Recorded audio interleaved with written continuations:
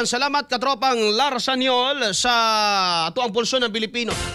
Kung kita lagi mga higala may pestoryahon mao gini ato mga kaigsunan kung pwede lang pero ginahimo man nila na di ba nga kadto mga tao mga higala labi na mao lagi ginabuhat lang nila sa ubos no kadto lang naala mga higala sa ubos ug mga kuan mga gagmayng opisyal nga kung ikaw nalang bigit o suspended sa ka. Panalitan, mayor, isuspended ka sa DILG. Kaya na investigation nga ipahigayon. O niya ang mga numeros kawat mga higala diha. No, ang mga kantidad na aras mga milyon. Kini karon nga bilyones na itong gisgutan mga igsoon. Dapat na anay mga nasuspende, ani. Pero nagpabilin manggihapon og mao pay magpa-imbestiga kato mga nalambigits kawat mga higala. No? Mao ba niyo mga isog mga katropa? Aron nga mabalik na to ang pagsalig sa katawhan kay kung wala ning public trust mga katropa, no, kung wala ning public trust, wala ni mag-iyahay ang mga Pilipino.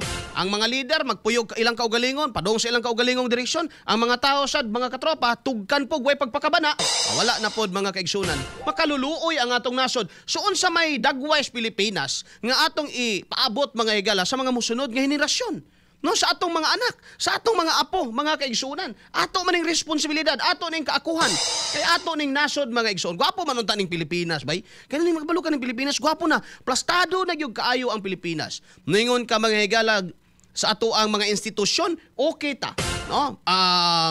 Atong mga kasundaluhan, kapulisan, sa atong edukasyon, sa atong DepEd, okay na kayo. Ama, kabalo ka kung saan yung makalawgaw ani Pilipinas, kinirag yung mga politiko, mga higala, maurag yun. No?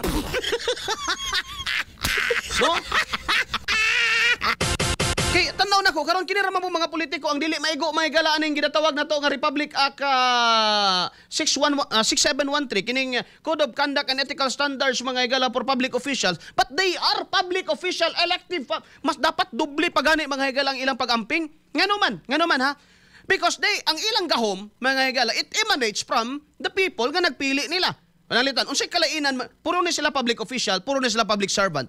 Unsay kalainan mga higala sa katong public official nga niagi og intawon nag-exam gyud og civil service, dili ba lalim mag-exam og civil service, di ba?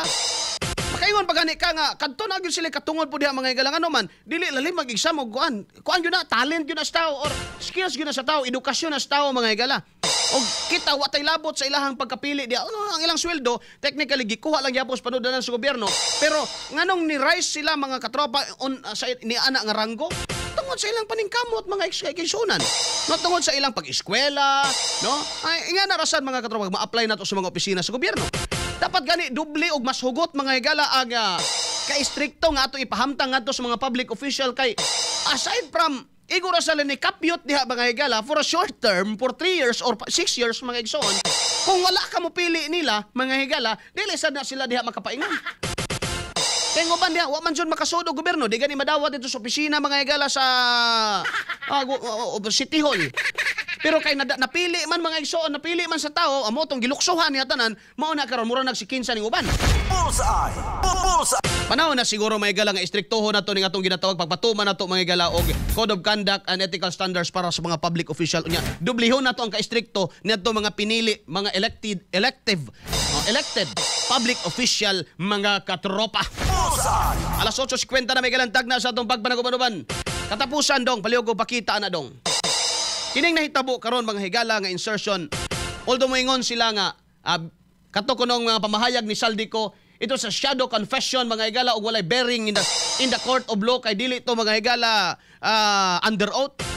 Pero dili baya nila gidinay. In fact mga higala ilang gi-recognize that indeed ang 100 billion mga higala na insert og nakawat gyud. Aside from this mga higala ning 100 billion kay nahugra man po ni kawat ning uban kay gidapat dito sa mga proyekto pero ampaw. Kay bao ba mo mga higala nga ang atong budget nga 6.5 trillion something sa 2025 gaa inutang sa atong gobyerno ang uban niini mga higala. Wa mauwaw mga higala ning uban nato mga opisyal kung naa pa man silang uwaw mga higala. Wa sila mauwaw ani kaluoy sa atong nasod, no? Inutang ni mga igsoon, inutang ning uban. Kay para lang makapabuhat ta mga higala sa ato ang mga eskwelahan, no, makapadayon ang programa sa gobyerno, mga social services, giunsa ninyo, gibulsa ninyo. No? Ang inutang sa atong gobyerno No, inutang sa Pilipinas nga bayran ni Tarpulano, bayran sa taga Apukon, bayran sa taga Magugpo, bayran mga igalas taga bayran sa mga Pilipino, mga igala. In fact, mga igsoon, ang imong bata karon wa pa nay buot, mga igala, may utang na. Pinaagi sa onsa, mga higala, buhis, magbuhis ta. Tanan tagabayad og buhis directly or indirectly, mga katropa. No? Say makaana ganita, panantan ako sa una nga naa pa ko sa GMA, mga igsoon, maka-endorse ko mga produkto gikan sa kauluhan may galo sa nasyonal, maka-income ko sa 70,000, pangayuan in taon ko 12% sa gobyerno niya na. Kaya kung mga higala nga unsa may labot in taon ani, ay ako ra may nagyaw-yaw sa radyo, anong pangayuan pa magyud ko sa gobyerno ani. Nya panahon ra ba mga igalang ti pangayo na to og kanang mga panginahanglanon o kini mga igalang serbisyo makaingon ta nga in town sab, no? Paliniyahon pa ta dire. Ana mga katropa ba? Ang kwarta, ang pondo na to inutang na karon mangutang na sad ta. No, mangutang na sad ta mga igala aron ipundo lang sa 2026 mga igsoon aron mapadayon ang mga proyekto. Kini ba mga katropa unta madutlan pa ni atong mga opisyal. Mura ba ginikanan gani dong nga nangutang, no, nangutang mga igala bahalag nagkapait-pait, bahala mga igala nagkagidlay, mangutang para lang ikapa-eskwela nimo. No? Mangutang aron nga imong ikabayad sa imong project. No, mangutang lang yung ginikanan para makapadayon ka pag-eskwela. Ang inutang nga kwarta sa imong nagkagidlay nga ginikanan, giyon siya nimo, giinom nimo. Giyon siya nimo, gi-scatter nimo. Ha? Giyon siya nimo, giuyab-uyab nimo. Ingana ang nahitabo mga igala sa Pilipinas kung ang Pilipinas ginikanan, ang atong nasod ginikanan, nangutang ni mga igala aron lang may budget ta. No? Para ikasustento dito sa mga programa mga igala sa gobyerno aron magpadayon pa ning atong nasod. Nangutang bahalag nagkagidlay mo ni. O ang Pilipinas mga igala ginikanan pa lang, mura ni ginikanan nga nagkagidlay, bahalag nagkagidlay nangutang gyud gihapon. Mga kaigsuunan. Para lang yun makapa-eskwela sa anak. Samtang ang anak kagipa-eskwela mga igala, gainom.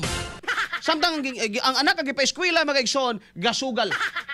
So, muna na hitabo karon sa atong nasod mga igala. No? That is why, kinahanglan ta magpakabana. Mabito na makasaway ko. No? Pagkayon ko sa atong kasundaluhan, labi na mga igala, kang Browner.